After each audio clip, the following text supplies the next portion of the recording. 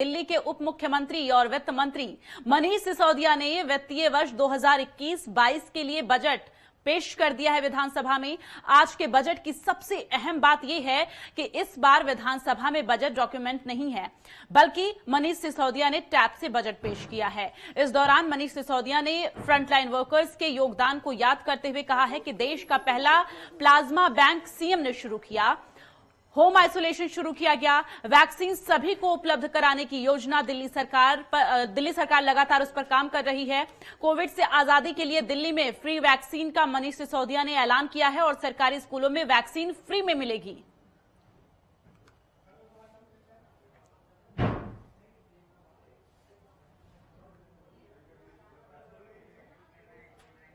तो Covid vaccine free उपलब्ध कराई जाएगी, ये मनीष सिसोदिया की तरफ से कहा गया। आपको बता दें, आज दिल्ली का बजट पेश किया गया है, ई बजट पेश हुआ है और मनीष सिसोदिया ने बजट पेश किया है 2021 और 22 का। ऐसे में ये बजट काफी खास बताया जा रहा है। मनीष सिसोदिया ने इसके बारे में जानकारी दी है। कोविड वैक्सीन फ्री मिलेगी, इसके बारे में भी उन्होंने आज जानकारी दी है।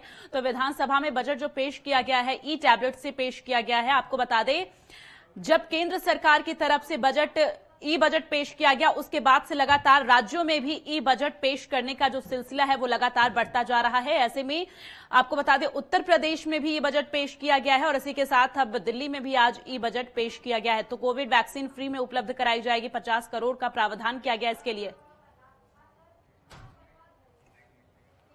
तो कोविड वैक्सीन फ्री उपलब्ध होगी, इसके बारे में उन्होंने जानकारी दी है। और इसके साथ ही आपको बता दें, कई मायनों में ये बजट बेहद खास बताया जा रहा है। तो आज उप मुख्यमंत्री मनीष सिसोदिया ने विधानसभा में बजट पेश किया है। तो दिल्ली का ई बजट पेश हो चुका है। ज्यादा जानकारी के लिए सीधे रुख कर लेंगे विधानसभा के बाहर। हमारे संवाददाता विवेक दीक्षित हमारे साथ जुड़े हुए हैं। विवेक, किस तरह से जनता इस बजट को देख रही है? सरकार की तरफ से इस बजट को लेकर क्या कहा जा रहा है?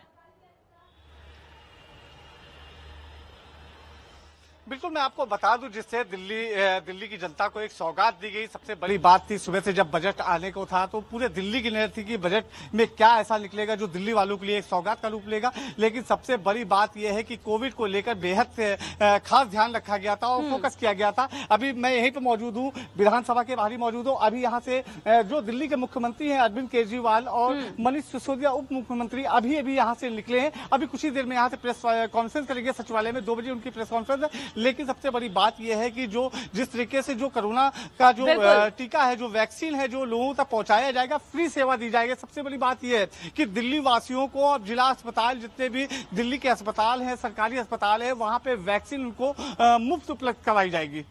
जी विवेक, यहाँ पर फ्री वैक्सीनेशन की तो बात कही जा रही है बजट में, लेकिन इसके अलावा बजट में क्या कुछ खास है? क्योंकि जनता लगातार बेरोजगारी के जो मुद्दे हैं उसको उठा रही है, शिक्षा के मुद्दों को उठाया जा रहा है, स्वास्थ्य के मुद्दों को उठाया जा रहा है। स्वास्थ्य की तरफ तो ये ध्यान दिया जा रहा है कि वैक्सीनेशन फ्री होगा, लेकिन इसके अलावा क्या कुछ सरकार ध्यान देने के लिए कोशिश कर रही है? बिल्कुल दीप्ति, मैं आपको बता दूं, सरकार ने पूरी प्रमुखता से ध्यान दिया हुआ है। सबसे बड़ी बात यह है कि स्वास्थ्य को लेकर भी ध्यान दिया गया है। अगर हम बात करें योगा को लेकर, शरीर को लेकर, तो जो उनका स्वास्थ्य शरीर कैसे रहेगा उसको लेकर बेहद यहाँ पे ध्यान दिया गया है इस बजट में। और सबसे बड़ी बात यह है, जिस तरीके से लगातार जो दिल्ली की जनसंख्या है 3 करोड़ के ऊपर जा चुकी है, जिस तरह से अभी बताया है अरविंद केजरीवाल जो दिल्ली के मुख्यमंत्री है, बजट पेश करने के बाद उन्होंने बताया, जब मीडिया से बात की तो उन्होंने बताया कि जिस तरह से लगातार 3 करोड़ की जनता से ज्यादा पे संख्या हो चुकी है, तो दिल्ली की जो आयु है, उनकी जो आयु है, तो 16% बढ़ाने की बात की गई है। ऐसे में रोजगार को लेकर क्या कुछ ऐलान किया गया है इस बार के बजट में, विवेक?